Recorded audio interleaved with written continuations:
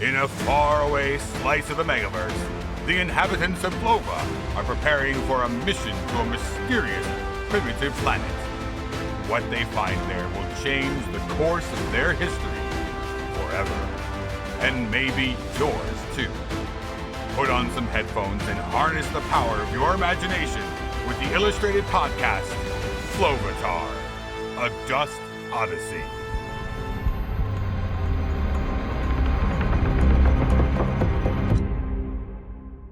In 1980s Japan, Fasco couldn't even dream that her naive brother had journeyed all the way to the main biosphere, met Demis, and was now deciding if he should join a group of renegades that was stealing psyche-likies. He barely knew how to buckle his own boot latches. She was still cosplaying as a school-aged child, and they had ended their field trip with an afternoon of beach games. Her newest classmates reminded her a bit of her brother. They weren't impaired by the weightiness of life. They were free to create, explore, play, and throw sand at each other, as long as the teacher didn't catch them. As she observed them with wonder and amazement, she felt a bone-chilling breeze pass through her body. It was as though fear and anguish had taken a sensory form. Next, she felt a pair of claw-like hands graze the back of her shoulder.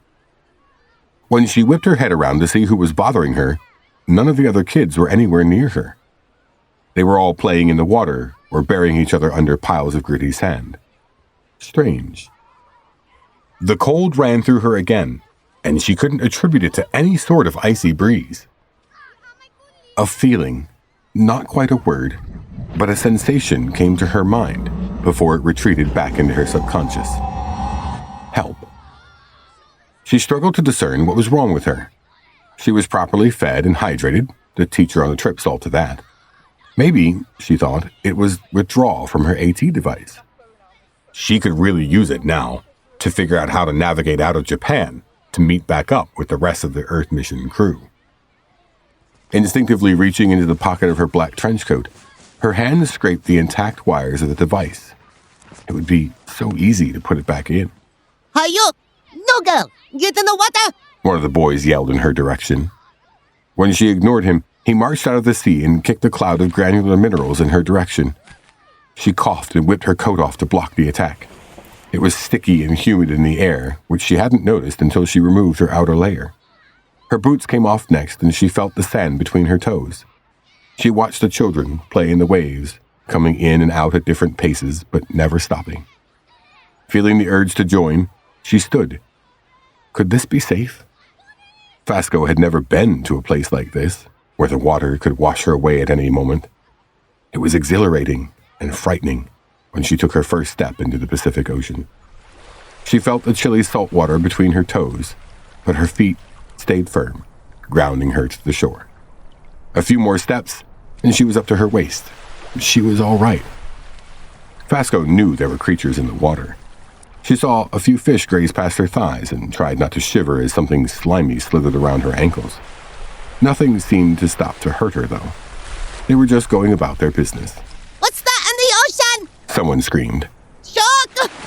The children tore out of the water, screaming like a pack of wild animals, hoping to avoid being last for fear of being eaten. Fasco cautiously backed out, but was slammed by a wave and upended. The ocean wasn't safe. It was unknown. It was terrifying. It would eat you alive. Water poured into her ears and the current pushed her toward the sea creature. She prepared to take her final breaths when she caught sight of the terrifying beast. It was Floyd. Swimming underneath the surf, his fin-shaped mohawk bobbed above the waterline. Gellan was fitting in nicely in 520 BC ancient Greece, where the strongest, fastest, burliest men were preparing to compete in the Olympiad. His javelin throwing skills were gaining a bit of attention for spectators, and side bets on the newest, peculiar-looking contender were increasing with the shaking of hands around the ground. There was only one problem. Gellan, I need to tell you something, and I don't want you to overreact. Franklin warned him as she and Nostos approached the practice field. You're going to have to get naked. He hurled one of the wooden spears almost 50 meters and chuckled when a few female Grecians pointed and gasped in his direction. Franklin, don't take this personally, because you are an intelligent, engaging scientist, but... She's not asking because she's attracted to you, Gellan. She's asking because we need you to enter the competition. And you can't be the only one with clothes on. You'll be disqualified. Why do I need to enter? We need more than that. Franklin replied. We need you to win. It was like she had said an ancient incantation the way Gellan snapped to attention. His friends and the citizens of Flova depended on him. He began to survey the competition more closely in order to determine which contest he would have the best chance at winning. Paul wandered toward the group with a leg of roasted lamb in each hand and red-stained lips. Looks like your provisions from modern Earth times are still lasting you. Nostos remarked. I don't even need my special glass bowl here. This place has everything I need to feel all right. He looked at Gellan, who had already begun a series of complicated stretches and breathing exercises to prepare for physical dominance. Each crown has a chunk of the Portallium element woven into its leaves. It's much bigger than whatever remnants are in the Game Boy. If we can get a hold of that big of a piece, we'll be able to travel through portholes anywhere and anytime we want. Paul muttered through bites of lamb. Amazing work, Franklin. Nostos, I assume you know how to use the thing? Well, not really. The first time I used it, I didn't know where I'd end up. I only knew I needed to get out of there. So we'll just be guessing again? Paul asked the scientist as Gellan let out a loud grunt. His warm-up routine had moved to the push-up section. However, unnecessary that seemed. We have 2 tasks to accomplish, I suppose. Nostos rubbed his face. We need our brawn over there to win one of these competitions. And we need our brains to find Pythagoras. That formula that Da Vinci was thinking about. He's either working on it or finishing it right now. That's the key to using the element. Gellan was emitting an obnoxious "oh" sound, like he was a housewife at the end of a yoga class, when an official with a wax tablet approached him. The stocky man asked Gellan for his name and which event he would be entering. I'm Gellan, and I am officially entering the pentathlon, he announced with solemnity. Oh, that florker. He's going to try to win them all. Paul lamented. The games were about to begin, and the opening ceremonies kicked off in spectacular fashion. 100 cows were marched in from all over ancient Greece, ready to be sacrificed to Zeus. Worshippers paid their sacrifices to the ancient gods, as the games were not only a spectacle of physical prowess, but also a time to honor religious traditions and practice rituals. The competitors, including Gellan, waved at the spectators, some who were busy paying palm readers for their fortunes or watching as painters captured the moment live. There were no former athletes and congressmen running the eternal flame to start this Olympics. The Flovans marveled as the high priestess of the goddess Hera unveiled a type of parabolic vessel called a scaphia and positioned it toward the sun. The white hot rays concentrated and set the dry grass and around the pot of flame. Franklin was reluctant to pull the dustbuster out, though not because she was afraid someone would notice. She didn't know if the handheld earth vacuum could handle the amount of pure dust in the air. The amounts had to be off the charts. Nostos joked with her not to break it. He had lost the warranty information. I had previously thought that the further back we went in history, the less dust there would be. She mused. That doesn't seem to be the case, though. It's slightly less concentrated here than in Florence, but it's still around. I should be writing this down. I'm not taking enough notes. Nostos turned to her. Where has Rebus gotten himself off to? I don't know. I still have his gleam streamer. Make sure it's off before you remove that backup solar panel. I'm positive that it's switched off. I don't want anyone on Flova knowing where we are. Nostos took a long, hard look at the younger scientist's face. Don't be too harsh on your mother. If she's going along with any of the rotten ideas that Damus is implementing, her AT is to blame. Franklin looked like she could have started her own Olympic flame from the fire in her eyes. It's not an excuse to keep the truth hidden from me all these years. How stupid I've been. You know, when we were on the train in Japan, Gellan told me his cadet training was focused on guarding the dust pipeline and storage. Before I came to Earth, I would have assumed it was because they didn't want any unauthorized Flovans stealing the dust for themselves. And now? My hypothesis is that Damus didn't want anyone to realize there's no dust coming out of the mines or factories at all. That's why Flova Labs created the boosters and have been using them even as they're untested. Because the dust levels on Flova are dangerously low. They could be lower than my estimates even. Paul, who had been listening without indication, finally spoke up. This whole thing was a suicide mission, with the small possibility that a few of us would find dust. The whole senior staff of Flova Labs are criminals. Franklin interjected, but then fell silent. Here's what I don't understand. I've had a few mates in the outer spheres get called in, well, dragged in is more like it, to special dust processing plant assignments. They always conscripted those who had previous injuries, mental or physical, to these top secret locations. They rarely came back, so we couldn't figure out what was up. Why would you employ Flovans with impaired physical capacities if you're running low on dust already? Oh my! That fool! He's trying to do the unthinkable. He's trying to make synthetic dust. We need to get back to Flova faster than I thought. He could blow up the whole planet. Your body must be as fit as your mind. Only then can you become one with the universe. Gellan had overheard one of the aristocrats chanting this mantra to his farmhands, who would win him a hefty sum of money if any of them took the crown. He repeated it to himself now as he took his place with his fellow competitors, finally disrobing his flannel shirt and boot-cut jeans at an officer's behest. Any free Greek man was allowed to try his hand at the games, from workers to royal heirs, although the majority of Olympians were actually in the military. What do you do? Gellan asked the man to his right, who looked more like an ox than a human. Have you trained for this all year? I'm a soldier. The man grunted, barely audible. So am I. Well, a cadet, I suppose. Huh. Get ready for war here. An officiant stood with his arms wide in front of the competitors, signifying for them to become silent. It took a few moments for all the testosterone to leave the air, like smoke after you extinguish a campfire. Welcome to the pentathlon. This event contest will consist of 5 individual events: a foot race, a javelin throw, discus throw, long jump, and the final event of the competition, wrestling. We tally up where you finish in each event, and the top 2 will be chosen to wrestle at the finish for the prize. May the gods be with you. The first event, a short foot race known as a stadion, took place in the stadium, so the energy in the crowd was palpable. The equivalent of the modern 200-yard dash, the runners would line up 20 across behind a stone line and start at the blow of a trumpet. Gellan was counting on his low center of gravity to propel him to a win.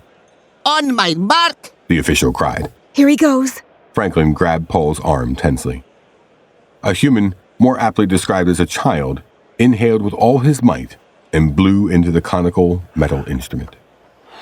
Eventually, a small squeak escaped from the bell and unleashed the runners, the crowd roaring with delight.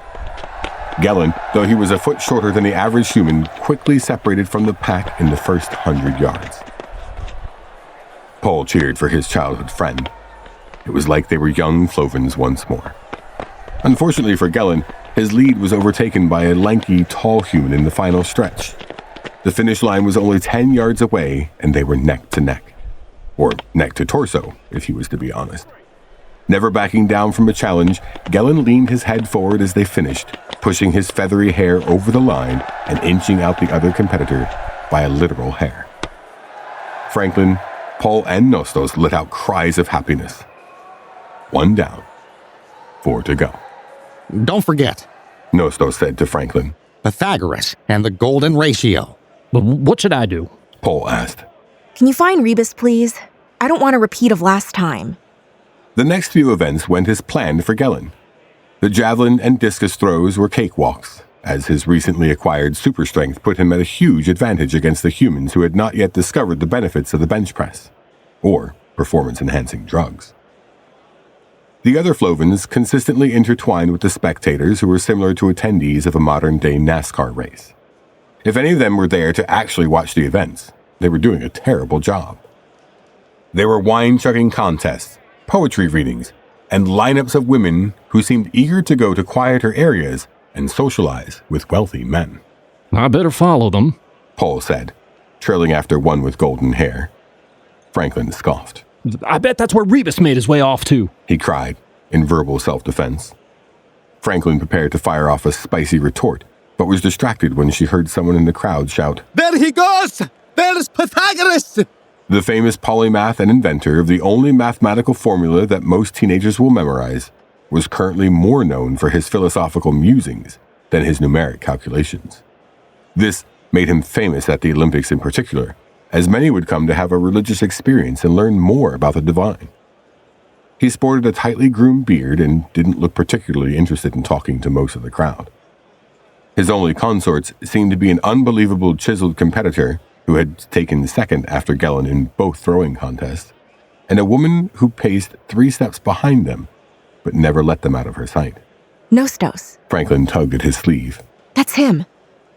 Should I try to talk to him? Better let me. I haven't been overly impressed with the Greek sensibilities regarding the opposite sex. The older Flovan reminded himself that Pythagoras had become more famous as time went on throughout history.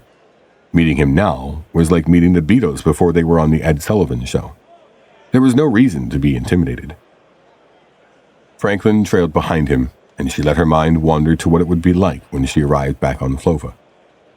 Would they come back as heroes, or as villains who were never supposed to return? Damas surely wouldn't be expecting his old pal Nostos to show up after all these years. Their affiliation with him may land them in jail, or worse. Her mother would probably be able to keep Franklin safe, but what about the others? What about Paul? He was already serving punishment for disloyalty to the Council and Flovalams. Damas would waste no time in making him disappear. She had to be prepared before they traveled back across the Megaverse. Planet Flova may be exactly the same as the home she had left, but she was forever changed.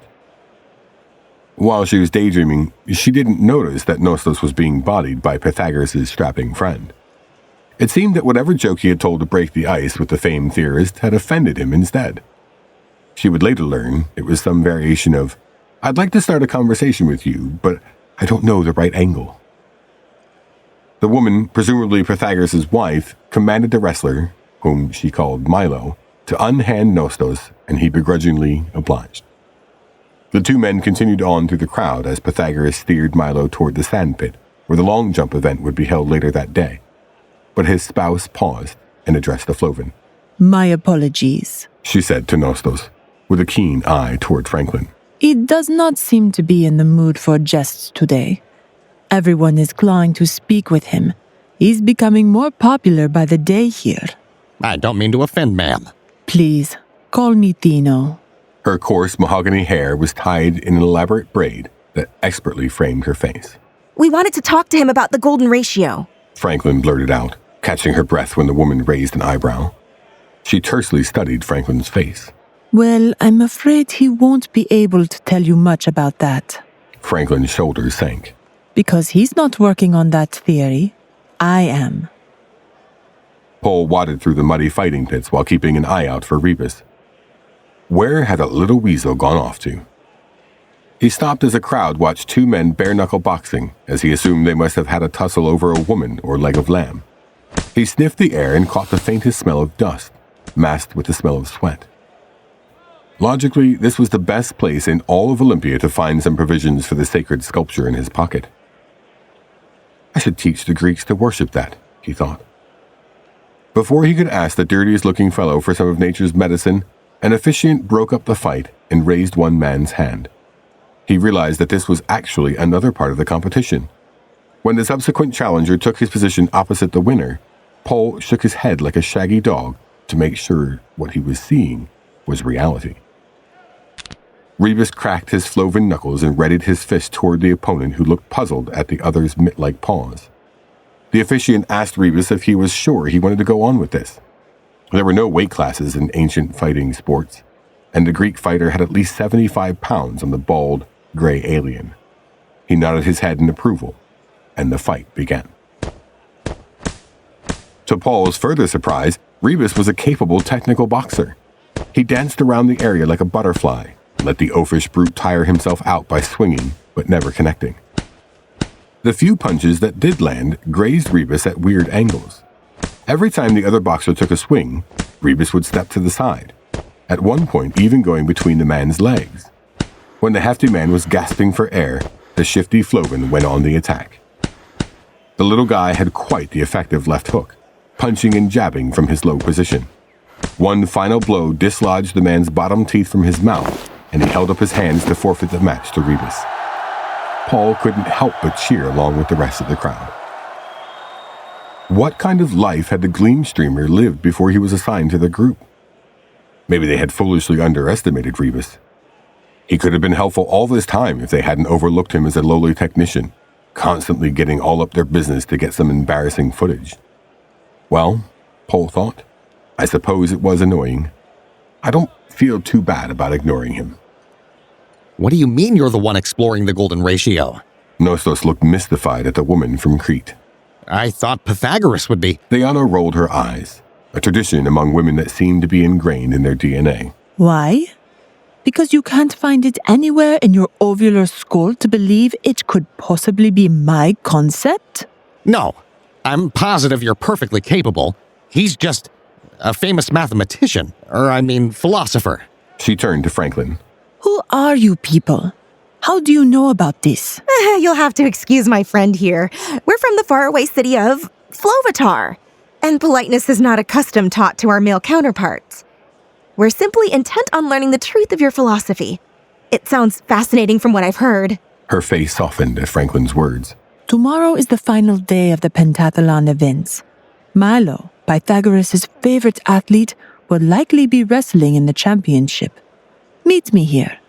Leave this one behind. As she floated away, Franklin turned to Nostos, who winced in her direction. She let out the deepest belly laugh she had ever produced and elbowed him in the ribs. You're not the only one of us who can woo old scientists. I'm capable too. This pleased him even more than she knew. That afternoon, Gellan paced nervously in front of the long jump zone. It was the one event where he wouldn't have any significant advantage over biological humans. The muscles in his body were strong, but his legs were significantly shorter than even the stubbiest competitor. Gellan! Franklin called, and she shielded her eyes from his clothless body as he trotted in her direction. Can you put on a robe or something until the feats of strength start? He obliged. Thank you. Now that my eyeballs aren't burning, I was going to say, we don't expect you to win this event. You finished first in all the others. You're a shoo-in for the final wrestling match. Just don't get disqualified. Unfortunately for them, Gellan did not understand how to give a minimum effort. It simply wasn't in his nature. Paul probably could have mentioned this to Franklin, but he was too involved in Rebus's boxing trials across the stadium to pay attention to Gellan's ego. In typical fashion, Paul had discovered a way to earn some personal herbs for himself by making side bets on Rebus's matches. Opponent after opponent underestimated his sneaky punches, and he laid several burly Greeks to the ground with knockout blows. When it was Gellan's turn, he stepped up to the starting line and bowed to the adoring crowd. Everyone was chanting his name. A servant raked the sand into an even surface, and the official gave Gellan a nod. He planted both feet on the ground like he had seen other competitors do, and leapt forward with all his might. But because he wasn't familiar with the give of the sand, his feet tangled together, and instead of a jump, he performed a move that can only be described as a belly flop into the deep end of a pool. The spectators gasped as Gellan flailed around. One of the most exhilarating moments of his life had turned to the most embarrassing. Pain shot through his limbs. He refused to lift his head up from the sand. Franklin ran toward the judge. Is he okay? Does his jump still count? The judge took a close look at Gellan and then put his thumb and forefinger next to the humiliated Flovan's foot. He had technically passed the starting line by less than half an inch. I'll allow it, he started. Franklin breathed a sigh of relief. But I don't know if he'll be able to walk after that. Look at his ankle. Nostos and Franklin pulled Gellan from the ground, and he tried to put weight on his mangled foot, which was already swelling to the size of a small cantaloupe. He wouldn't talk to his friends, the shame overtaking his every function, but he did grimace in pain as they hobbled away from the arena. An hour later, he was officially announced as a pentathlon finalist, but there was no celebration from the Flovan camp. There was little chance he could stand for a final wrestling match, and his opponent would be the formidable Milo of Croton, who had been crowned grappling champion in the games 4 years prior.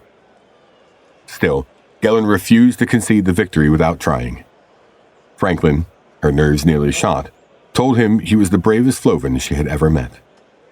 It was that sincerity that he needed to step into the pit. He limped up to his opponent, and the crowd went from snickering to applause.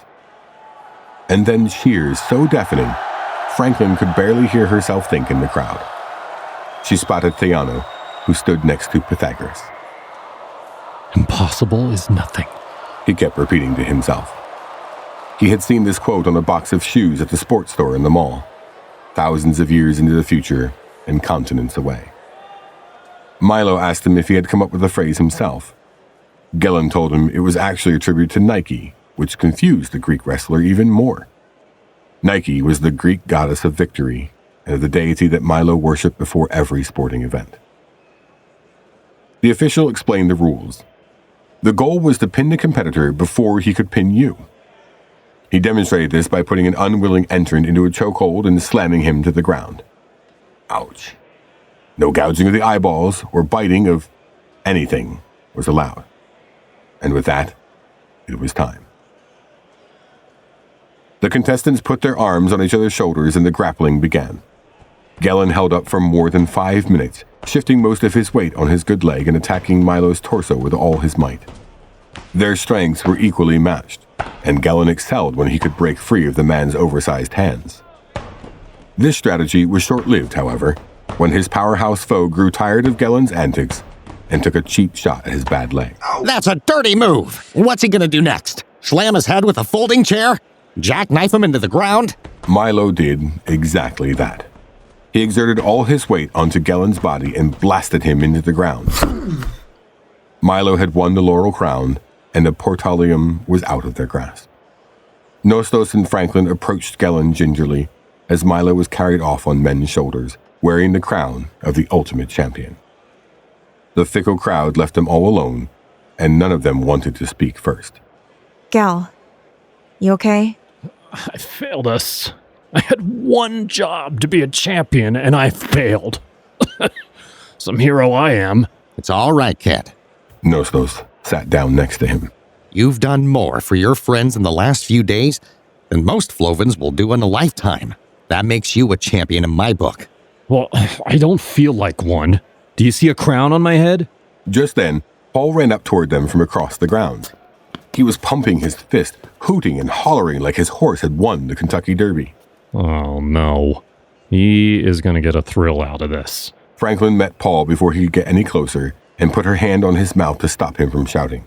Keep it down. Gellan just lost the wrestling match and the whole pentathlon. Who cares? Paul, are you serious? Yes, I am so serious. He pointed his thumb back over his shoulder, and Franklin gasped at the unlikeliest of sights. It was Rebus, wearing the laurel crown of a champion.